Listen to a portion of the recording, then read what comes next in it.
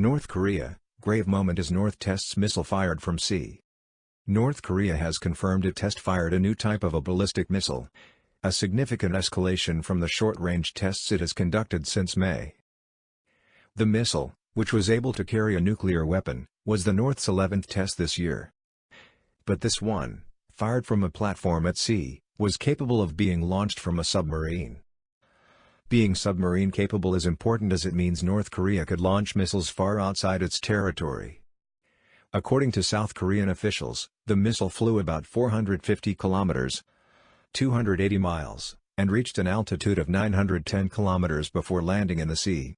That means the missile flew twice as high as the International Space Station, but previous North Korean tests have gone higher. It came down in the Sea of Japan, also called the East Sea. Japan said it landed in its exclusive economic zone. The test came hours after North Korea said nuclear talks with the US would resume. What do we know about this missile? The missile was launched from the sea soon after 7 o'clock on Wednesday, 2200 hours GMT Tuesday, about 17 kilometers northeast of the coastal city of Wonsan. North Korea's state news agency KCNA said on Thursday the missile was a Pukseong-3 test fired at a high angle, designed to contain external threat and bolster self-defense. It added there was no adverse impact on the security of neighboring countries. Unlike previous tests, there were no pictures of North Korean leader Kim Jong-un at the launch. In the previous 10 missile tests carried out this year, only short-range projectiles were fired. Why is submarine-capable significant? If the missile was launched on a standard trajectory, instead of a vertical one, it could have traveled around 1,900 kilometers, 1,200 miles. That would have put all of South Korea and Japan within range. But being launched from a submarine can make missiles harder to detect, and allow them to get closer to other targets.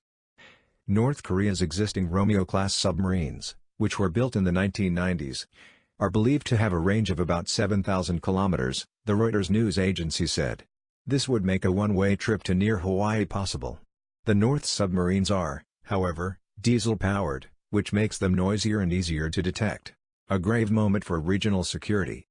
North Korea's introduction of the Pukseong-3 submarine-launched ballistic missile is a grave moment for Northeast Asian regional security, and a reminder of what has been lost over nearly 2 years of all-show-no-substance diplomacy. This missile is destined for a submarine, but it wasn't launched from one. North Korea's engineers may have deemed it too risky to stake their one operational ballistic missile submarine in a test. Nevertheless, the missile appears to have successfully completed its flight with flying colors.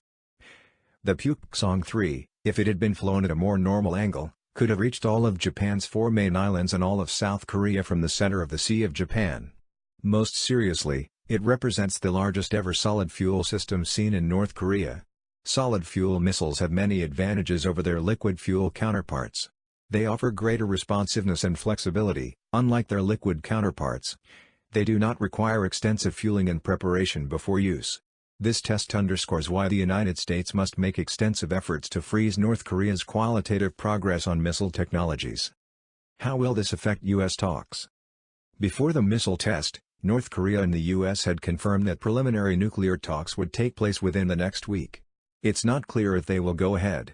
The U.S. State Department responded to the test by calling on Pyongyang to refrain from provocations and remain engaged in substantive and sustained negotiations aimed at bringing denuclearization.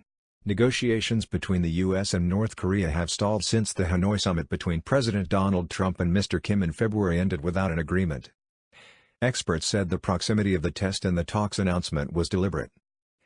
North Korea wants to make its negotiating position quite clear before talks even begin. Harry Kazianis of the Center for the National Interest in Washington, D.C. told the AFP news agency. Pyongyang seems set to push Washington to back off from past demands of full denuclearization, for what are only promises of sanctions relief. North Korea is banned from using ballistic missiles by UN Security Council resolutions, and is under U.S. and UN sanctions for its nuclear program.